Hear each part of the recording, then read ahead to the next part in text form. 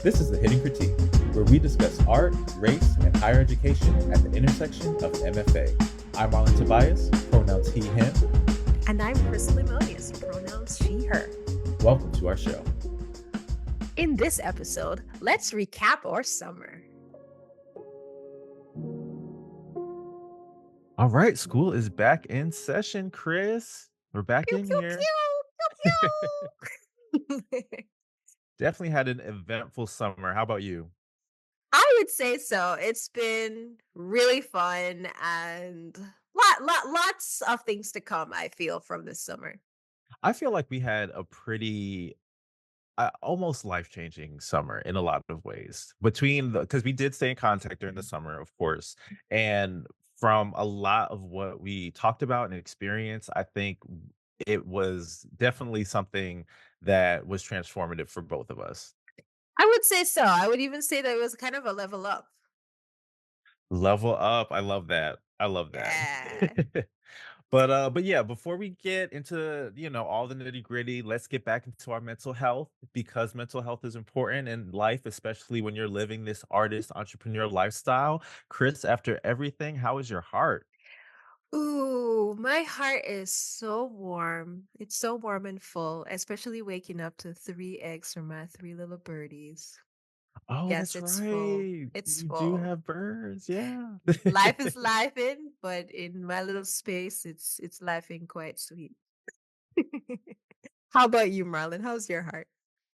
I'm feeling my heart's kind of giddy a little bit. This semester, I feel giddy, but also very grounded. This is the first time in my teaching career where I feel like I have a little bit more of a handle on things. I'm still an adjunct, and being an adjunct, a lot of times departments tend to kind of like throw classes at you at the very last minute and you have to kind of scramble to get everything together. I'm teaching the same classes I did last fall, so I have more of a handle of the schools I'm teaching at, my curriculum, and my projects and how to really engage with the students. So that put me in a really great place and a more confident place. And I'm also just giddy just to kind of put everything into action. So yeah, I'm in a good place. Giddy and grounded. I think that's a lovely place to be. Yes, definitely, definitely. But, with all the things that did, happen for us in the summer, we did not disregard rest, right? We still prioritized rest, and, I would love to hear how you prioritized rest in this, very active summer for us. Yeah, so I think first thing is after a full year of being in my role as a assistant faculty at an institution, I really had to take a breather. It was a lot of firsts for me in some of the responsibilities I had that year. And so taking some time at the top of the summer to just relax and kind of watch the shows I wanted to watch and wake up when I wanted to wake up and just enjoy my home has been wonderful, to say the least. Yeah, I took a lot of time to talk and spend time with friends and spend time with my dad and his wife and my partner. So that was really a big priority for me to just really being still being still, which is something that is the first time I have really been able to do since being back in New Jersey. I've been kind of really busy, kind of moving and settling into employment and trying to find employment and the hustle of being an artist. So Mhm. this summer marked a point to really stop and evaluate where I am and take stock and then just be still before another took place later in the summer. But how about you, Marlon? How did you prioritize rest? So, in the physical sense, my body didn't rest as much because on the front end of the summer, I did a lot of traveling. And when it's funny because when I was planning my summer travels throughout the year, I didn't realize that they didn't overlap, but they were. they kind of went back to back to back. So, Mhm. I would say that a lot of the time on the front end of the summer, I was living out of a suitcase, Mhm. but but my mind got a lot of rest, and I was able to Mm. really just be present in the moment and take all of the experiences that I was in to the fullest and really immerse myself into wherever I was. And it also allowed me to take time to really also reevaluate and reassess this past year, right? Mhm. Or maybe this past 2 or so years or a year and a half since I've moved from Florida to Chicago. Right. Um, so that really, and I think that's what really put me in a place of being grounded today, right? Mhm. Having those couple of months to really just let my mind breathe, you know? So yeah, my body is not so much rest, but my mind is so much more rejuvenated. That's beautiful. I think one more thing I did this summer that has been fun, my partner got us birds, so I we have three living things that we are, what do you call it, caregivers of. Your bird parents. My bird, I'm a bird parent, which is really funny and fun. And watching them play and just live out their little bird lives have been so sweet. And essentially we only got them because family no longer wanted their birds anymore, and so we kind of essentially fostered them and then adopted them, and which is, I feel like, the most endearing way to have a pet. Even more so meaningful when you can provide a home when they no longer had one. Yeah. And so that honestly has been one of the most exciting things about the summer, like cared for these three little birds. Yeah. I love that, and I also support, fostering and adopting pets. My Yeah. dog was we got him from the rescue, so Mhm. it started out as a foster, but then we got him right before the lockdown of COVID, so Mhm. the rescue went, "You have now adopted this dog." Mhm. But, Mhm. I definitely support fostering and adopting pets and giving them a home and providing them a safe space, you know? Yeah, I think overall it allows you this balance to life where you see that there's more to life than working, Yes. working And and binging TV. yeah, and animals will show you that. Yeah. Animals will show you that, Yeah. definitely. But I wanna also talk about just what you have done during the summer because, Chris, you have had quite an experience. You had a residency in Panama. So Yeah. you were taking your art international, and I would just love to hear about that experience overall for you. Yeah, so much of these residency experiences are like months coming, right? So whether you apply to it or you're invited to go somewhere, you know months in advance that you're going to that place. So it's been probably about a year now that I've been in conversation with an organization in Panama, founded by Johnny Rocks, and he spoke to me randomly on Instagram, just a casual conversation about my artwork. And in the conversation, he, just asked me if I would care to come to Panama to make work. And so happened that there was enough connection to Panama that I felt inspired to be in that place. And he has such a beautiful space to also working that I was very excited to go. And so yeah, it was a year ahead of time. I knew that this was going to happen, and so I started to plan. And then, but when it actually was like 2 weeks down to when I was gonna go, I was like, oh my god, I'm actually going to Panama. Like, I'm going to this place. And the significance for me is that my great great grandfather on my dad's side went to Panama in the 1920s, close to the end when the Panama Canal main construction was already done. So the canal itself was in operation, but they were still taking on few skilled laborers to do parts of the finishing construction to the canal. And my great great grandfather, Albert Lemonias, was an individual that went. And so this gave me a point of reference to know that Panama had significance in my family lineage. But then to actually go and learn all that took place during that time was insane and make artwork about it. So yeah, I had the opportunity to work in the archives of the Panama Canal Museum. Museo del Canal is the name in Spanish. And going into Mm, their archives and learning about how the workers lived in these very tight barracks, even just how the US segregation of the Jim Crow South affected the social and economic experiences of Black workers that were coming from Jamaica, Barbados, and many other islands in the Caribbean. It was insane. Literally, just to give a pinpoint of that experience, white workers were paid in gold and Black workers or indigenous Panamanians were paid in silver.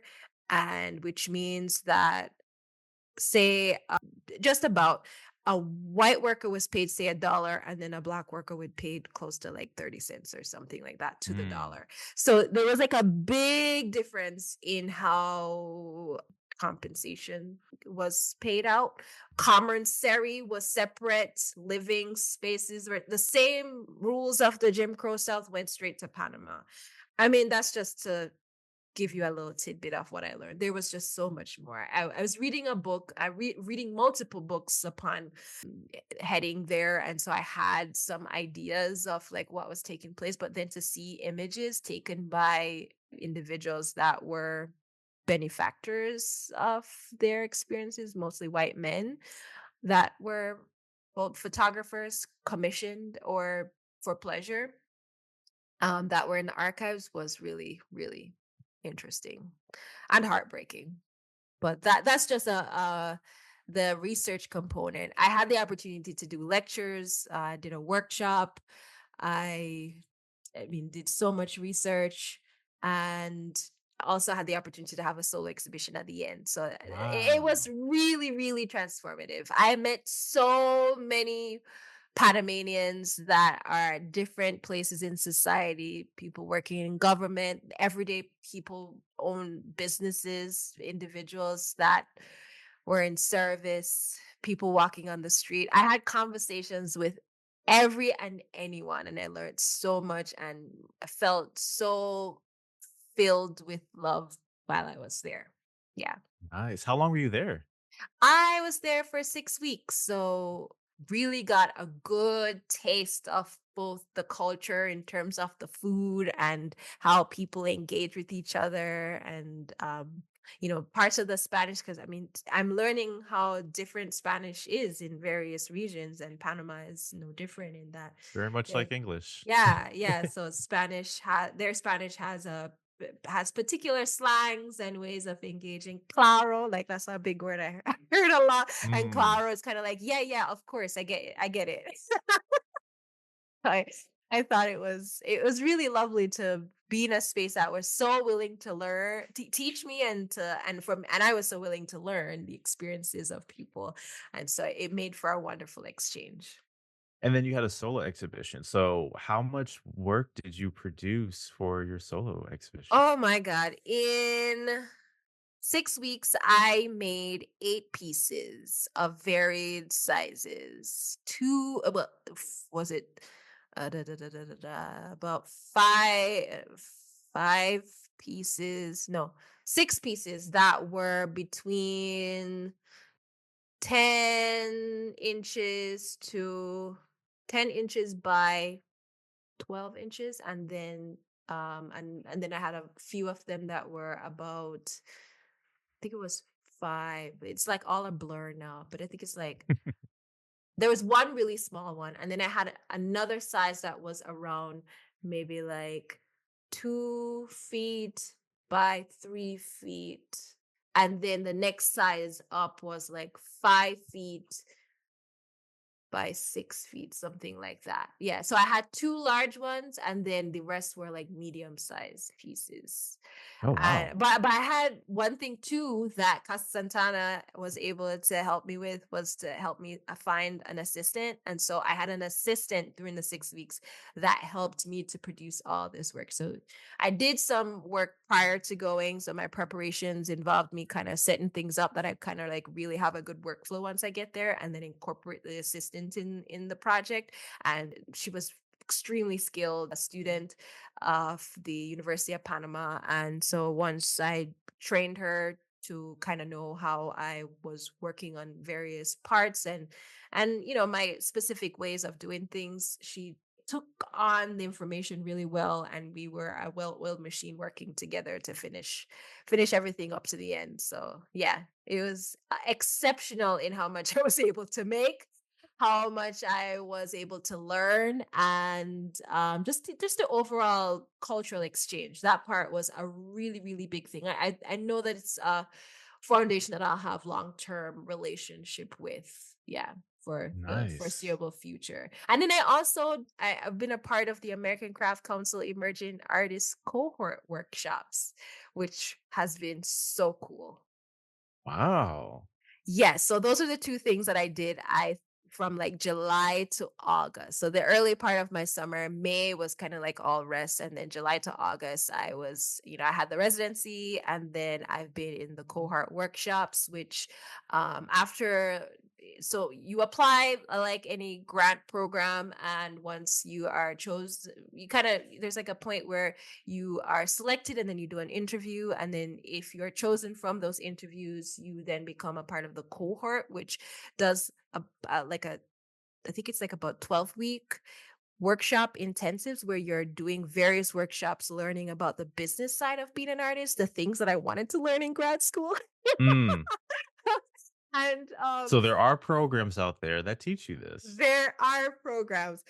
And so some of the things that I've learned is like financial planning as an artist, like, yeah, like, and then goal setting. So yesterday's call specifically talked about goal setting, doing a SWOT analysis on how you look at what's needed to be done for a project, or your business overall. Like, I've never thought of doing a SWOT analysis for a project, but it makes sense now, because SWOT analysis, although you would maybe think of it more as something that's done in advertising, it's a set of strategies that can be applied to anything. It's just about analytically looking at something and sussing out where are your strengths, your weaknesses, your what's the other part of I forgot what's A. SWOT. I'm not looking at the chart now, but don't worry, I got notes. I know what I'll know what I'll be doing when needed. But yeah, so a lot has been done to kind of make my summer full. But let me hear about yours. Tell me about your travel and all the things that you've done. Yeah, so the first trip that I went on 3. I call it my, annual tri-state tour. So, Mhm.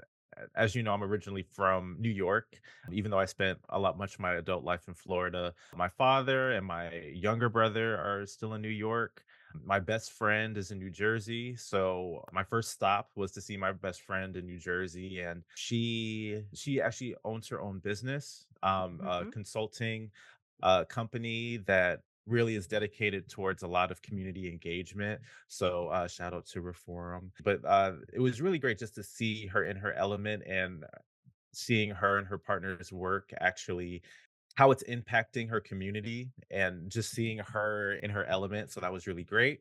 And then my next stop was to go upstate to New York to see my father, so I spent Father's Day with him, and I got to see my younger brother before he went off to do some coaching. My younger brother is a coach. He coaches football, lacrosse, just everything. He stays busy, coaching the kids.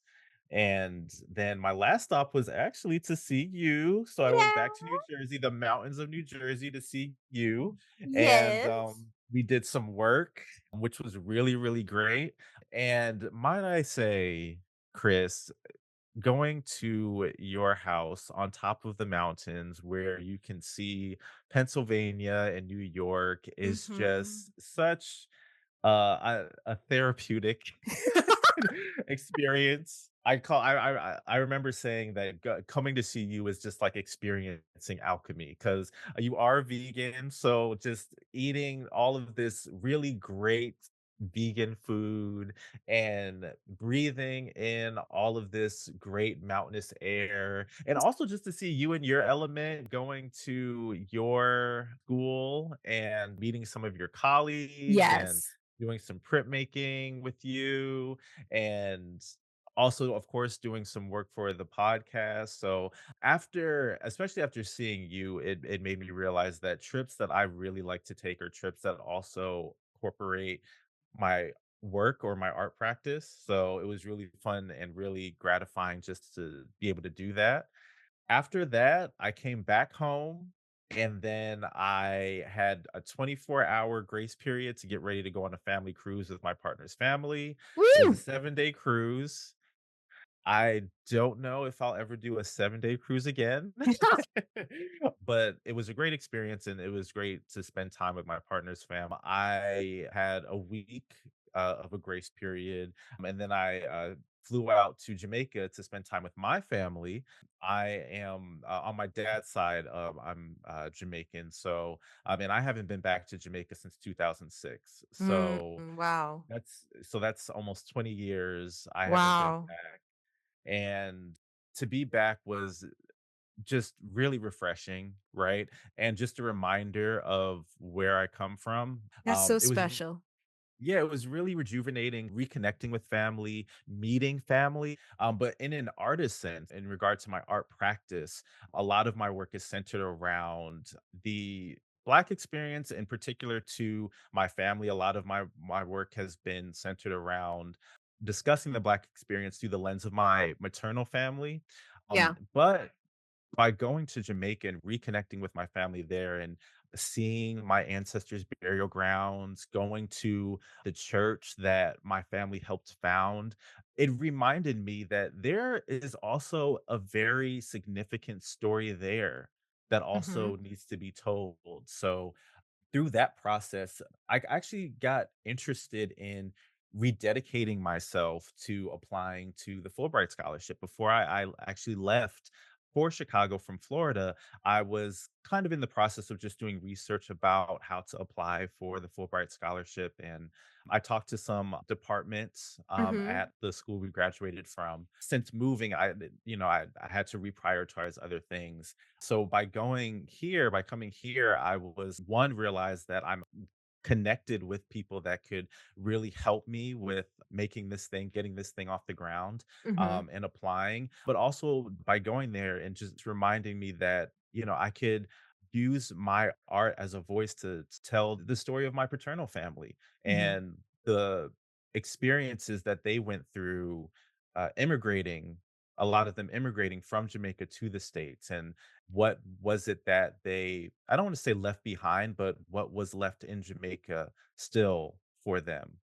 So, Mm. um, Kinda thinking about land as your work is about land here. very much Okay, so, because okay. my family still has land in Jamaica, which Mhm. is absolutely amazing. As a matter of fact, my ancestors' burial ground is on the land to which a lot of my family still lives as well. So Wow. just seeing that connection and realizing that I have that on both sides is for me an absolute blessing. But Mm. overall, the travel experience, my travel experience this summer, it reminded me of a quote from the movie Origin Mm, that stars Anjanou Ellis Taylor and Niecy Nash. mhm. If you haven't seen Origin, I definitely recommend seeing it. It's definitely timely, especially with the Yes. political sphere that we are in today. Mhm. But in one scene, Anjanou Ellis, she's talking to Niecy Nash's character about her upcoming travels. And Nishi Nash's character says, traveling to places where you are warmly welcomed by familiar faces is underrated, right? Yes. Mhm. And thinking about that quote and thinking about my experience this summer. I just feel so blessed to be able to do that on an international level. But yeah, to be able to experience that in another country and to come to this place that I wasn't born in, that I haven't really lived in, but to be greeted by people saying welcome home Mhm. is absolute it's I don't even know how to describe it, honestly. Mm. But it left me feeling very grateful Mhm. in an emotional sense. And that was overall also the theme of just overall my travels. Just to go back to when I spent time with my dad, it Mhm. was during Father's Day weekend, and we went to church that Sunday. He still goes to the church that I grew up in, Mhm. and I saw my pastor and when I walked in, the first lady of the church saw me, and the second she saw me, she teared up. Oh. And yeah, and to spend your adult life in another area, there tends to grow a disconnect from where you're actually from. And Yes. I had that experience a lot in my adult life of not being as connected to the community that I grew up Mhm. in, Yeah. and it gave me a feeling of displacement in some Mhm. ways. Mhm. So to come back to these places where people not only recognize me but welcome me, and there's this overall theme of welcome home, and this is always going to be home, and Mhm. this was never not a home for you, really just fed my soul. So yeah, that was the overall theme, and I definitely look forward to how that's gonna show up in my life and also in my art practice. I think the two things that I am pulling from what you've said, which I think overall was just very beautiful, is that you found inspiration for work to come from traveling and being with people that felt like home. And it can and potentially will, specifically as you think about this Fulbright scholarship and applying for that. You use these trips in some way, though they were restful and found and grounded in visiting and spending time with family. You do see this as an opportunity to also create artwork that is meaningful in your cultural experience, but then also meaningful in other people's feeling of being grounded in a place, specifically land. Would that be Very much correct? so. Yes, Yeah, that's yeah. very accurate, and I'm really excited also just to have that correlation because prior to this summer, I was kind of in a creative lull, Mm, So that traveling that I did definitely reinvigorated my creative juices, and I'm really excited to be curious again. yeah. I think something to So point out that listeners may not necessarily always feel is that even when you're not feeling very inspired, sometimes it means that you need to move around, mhm, change your scenery, change where you are. And I know that can be limiting based on because in your summer, you talked a lot about travel, both of us international, but even in a space of being lacking in funds, perhaps it is going to another town that's within driving or public transportation distance. Perhaps it is working with an organization that does group travel that lessens the cost of your commute to another place. And, it may be domestic for a while. I mean, most of my travels have been domestic for quite some time, but we are at points in our career where now we're both able to self fund some of our travels, but then we also have colleagues and friends that sometimes fund some of our travel as well, support, man. support. But for those that are still growing, you can be inspired by staying domestic and moving from just one part of your state to another part of your state, and you'd be surprised what it can bring you and inspiration wise. But Oh, tell yeah. tell me a little bit about exhibitions. I know that you've been preparing for some stuff and some stuff has happened this summer. Tell me what has happened and how you are getting busy in the actual showing of your work. Yeah, so I have been getting more active in my local community here in the Chicagoland area. Chicago overall, as we all know, is an art capital of Mhm. the country. There's New York, LA, and Chicago, right? Miami, So Miami too, I would say. Miami Basel is a big thing there too. Yeah, art yeah, I would say Miami Basil too, yeah. But yeah, Chicago, Yeah. in the Chicagoland area, and it has a rich history, and it's very active internationally in the art industry, right? So I did have a solo exhibition here at Oak Park Library. So the community got to really see my work and engage in my work. And it also made me realize that I actually have built a little bit of a community here, which was great. So a lot of new friends came and my partner's family came as well, and it was really gratifying to see it. I met up with a few alumni from my undergrad, which was really great. One of which actually moderated an artist talk that went along with the exhibition. So Wow. that was really amazing, and I was really excited that they agreed to do that for me. So yeah, that was like my premiere, I would say, to the Chicagoland area, or one of my premieres or second premiere. And it's also my third solo exhibition, which is really exciting. So Yeah, yeah. and it definitely boosted my confidence as well. That was an experience that reboosted my confidence and reaffirmed that okay, this is something that I'm supposed to be doing. So I think what's I find very exciting about the place that you're in is that you are sowing a lot of seeds to bring potential growth in various aspects of your career. You've just or organically building all these relationships with people, and through these conversations and rapport building. I mean, just by saying hi, hello, what are you up to? Can I do a studio visit with you? mhm. Just having conversation with people, having genuine interest in what they're doing has allowed you to connect to Chicago in so much ways. You got your first And a lot job of there. cold calling and a lot of cold emailing, because how I got this Yes. exhibition was someone I was working at a local, art organization, Uh-huh. and they said, "Hey, you should apply to exhibit at this library," and it Uh-huh. literally was a matter of me going to the website, applying, showing my work, and they said yes. All So, I've been right. having a lot of serendipitous moments like that, and I pray that I have a lot more of those serendipitous moments. Well, I would say, I don't know how serendipitous it has been. It's been intentional, A little strategic intentional? Yeah, effort.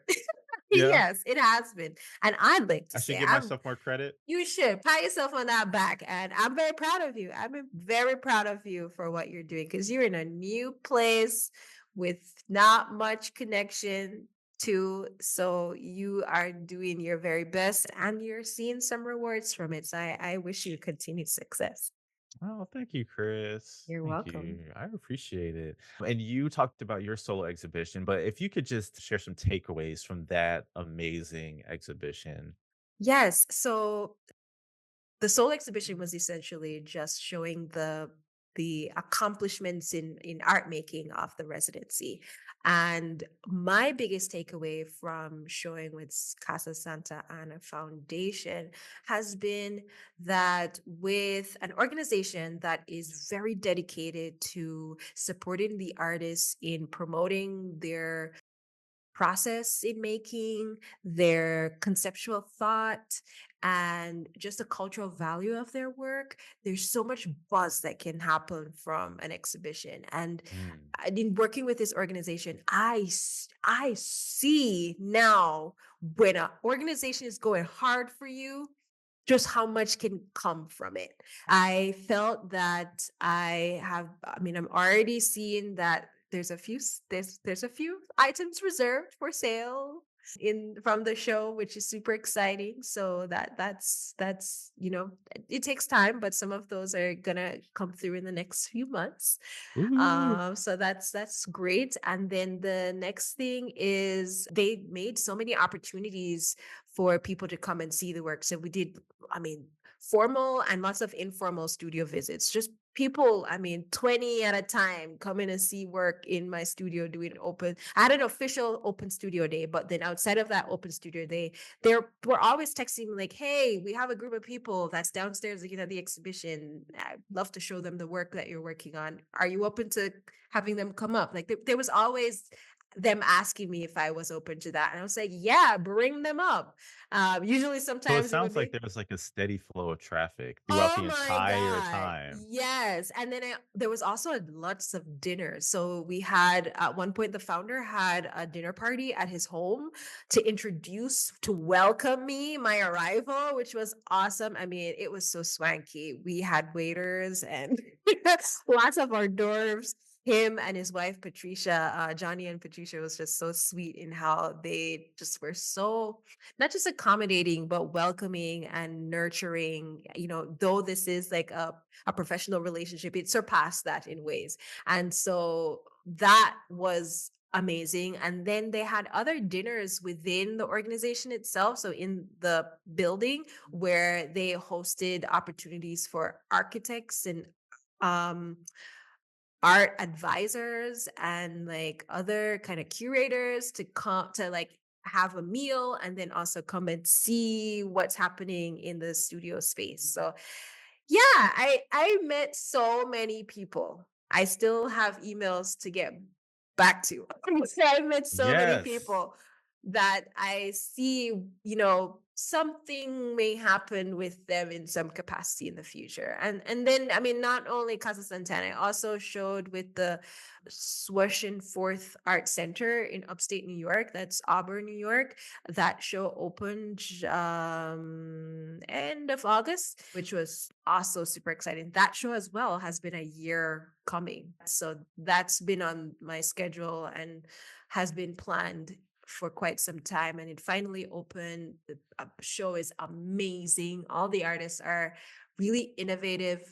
Print, I would say artists that are working in printmaking and fiber practices. So they're merging the two in very unique ways, including myself. And so that's super exciting. And then in a week or so, which would be the end of the summer officially, I have another museum show opening at the Huntington Art Museum. So it's been eventful to say the least, and a lot of things that I feel like is stepping stones for other things to come, but are all feels like I'm in the right places in terms of like I feel like the conceptual thought behind my work is seen and being valued and being considered in places that I too feel are right on par with institutions I'd like to continue the conversation with about my work. So, yeah. Nice, nice. Your work is moving and grooving. You're moving and grooving. I Thank love it. you. Thank you. But let's share a All bit right. of what's in store for our upcoming season. So, in our upcoming season, we are forging a path in the art industry after graduating grad school. Earning a living and making the work you want to make is our goal of discussion. Are you excited about that, Marlon? I'm excited. I am so, so excited. I'm excited about the new guests that we're going to bring on and the Yes, discussions that we're going to have. And also looking forward to a little bit of traveling that we can do as well. So, all this in store for season two. And I'm excited about getting on this journey with you again. absolutely. Can't wait to get to it. Now we're at the point of the show where we want to hear from you. Join us on Instagram and Patreon to share your thoughts on these two questions. One, how do you prioritize your art practice during the summer months? And two, which residencies have been the most inspiring or transformative for you? Thank you for listening to our episode. The Hidden Critique is produced and hosted by us, Krystle Lemonias and Marlon Tobias. Episodes are edited by Kirsten Pettifor. Original music composed by Cesar Presa. If you like the show, you can review and rate this podcast via Spotify. You can also like, subscribe, and comment on our YouTube page. For exclusive bonus content, subscribe to our Patreon at The Hidden Critique.